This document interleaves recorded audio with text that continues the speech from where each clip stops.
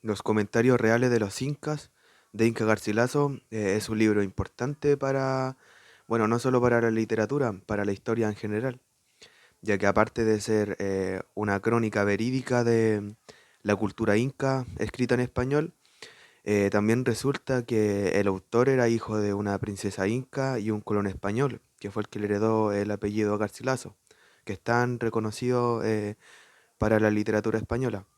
Y bueno, este hecho convierte a Inca Garcilaso en un mestizo, precisamente en el primer mestizo en escribir desde Europa sobre una cultura precolombina americana o sobre el orgullo de su patria. Y es por eso que a este libro también se le conoce como Proyecto Mestizo y a Inca Garcilaso como el primer peruano, o el primer peruano declarado al menos.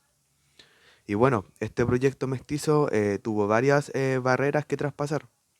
De partida, España y Europa en general eran una sociedad que imponía su cultura sobre otra. Entonces, ¿de qué manera el autor podría integrar la cultura inca dentro de esa sociedad europea?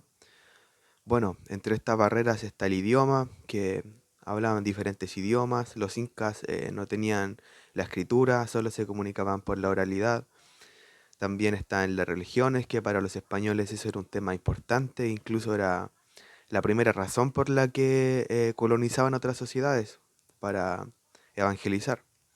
Y por último, el nivel de sociedades. Los españoles y los europeos no consideraban em, civilizaciones avanzadas a las culturas americanas. Entonces, todas estas son problemáticas o barreras que tuvo que ir superando el autor para llevar a cabo su proyecto mestizo. ¿Y cómo lo hizo?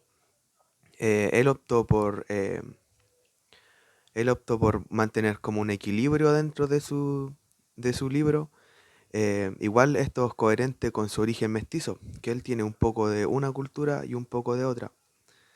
Y bueno, por limitaciones de tiempo, ahora analizaremos cómo él abarcó el tema de la religión en el libro. Bueno, entonces el autor, ¿cómo resolvió el problema de la religión? Bueno, él estratégicamente dividió el libro en dos partes. En la primera que cuenta cómo eran las civilizaciones em, del territorio antes de la llegada de los incas y una segunda parte en donde cuenta ya cómo fue cuando llegaron los incas. Esto así para poder diferenciar las partes, em, para mostrar también el cambio que hubo y así ocupar quizás la primera parte, así en donde va a describir a los pueblos como barbáricos, ocupar eso para así resaltar las características de el imperio inca. Bueno, para que entendamos mejor esta idea, voy a leer un extracto de la primera parte del capítulo 9 que se llama La idolatría y los dioses que adoraban antes de los incas. Bueno, dice así. Para que se entienda mejor la idolatría, vida y costumbre de los indios del Perú, será necesario que dividamos aquellos siglos en dos edades.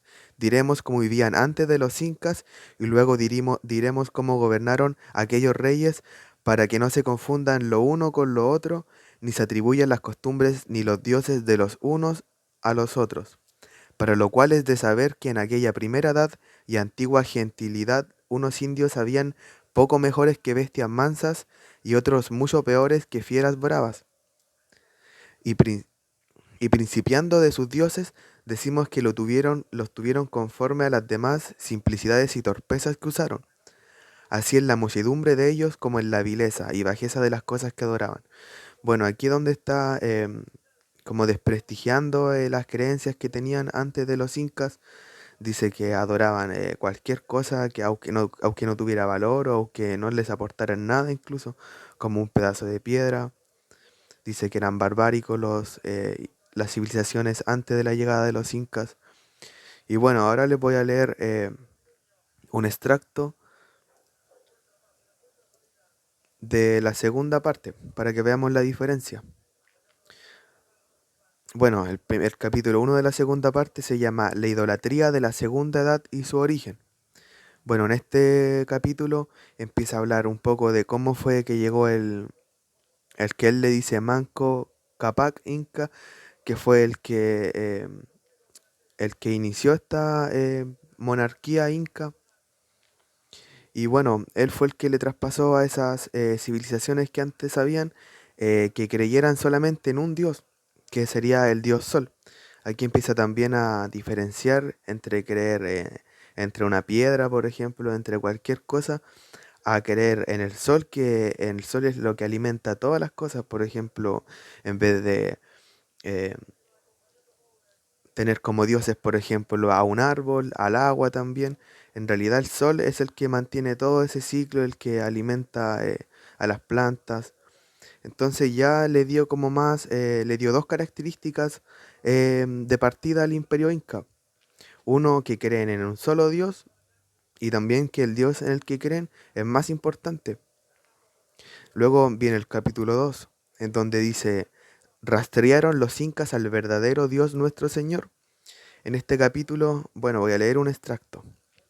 Demás de adorar al sol por Dios visible, a quien ofrecieron sacrificios y hicieron grandes fiestas, como en otro lugar diremos, los reyes incas y sus amautas, que eran los filósofos, rastrearon con lumbre natural al verdadero sumo Dios y Señor nuestro, que crió el cielo y la tierra. Bueno, aquí lo que está diciendo Inca Garcilaso es que él está atribuyendo otra característica más, de que a pesar de que adoraban al sol, aquí les dice el sol como Dios visible, que los incas alcanzaron a notar que en realidad había un Dios más arriba que el sol, alguien que había creado todo el universo, pero que no tenían cómo adorarlos porque ese Dios aún no había llegado, no se había hecho presente entre ellos. Por lo tanto, aquí les da la característica de que ellos lograron identificar que existía otro Dios refiriéndose al cristiano. Y bueno, en el tercer capítulo ya llega a decir que los incas tenían una cruz en un lugar sagrado. Aquí es donde está dándole más características a los incas de que se acercaban al cristianismo y de que son aptos también para el cristianismo. Por lo tanto, como resumen, lo que hizo el autor para poder abarcar este problema de la religión es que mezcló la religión inca con la cristiana. También diferenció a los incas con las otras culturas de la zona. Utilizó comparaciones también en el texto con la civilización romana, que es como la cuna de la cultura occidental. Y bueno, esto sería el análisis de la religión en los comentarios reales de Inca Garcilaso.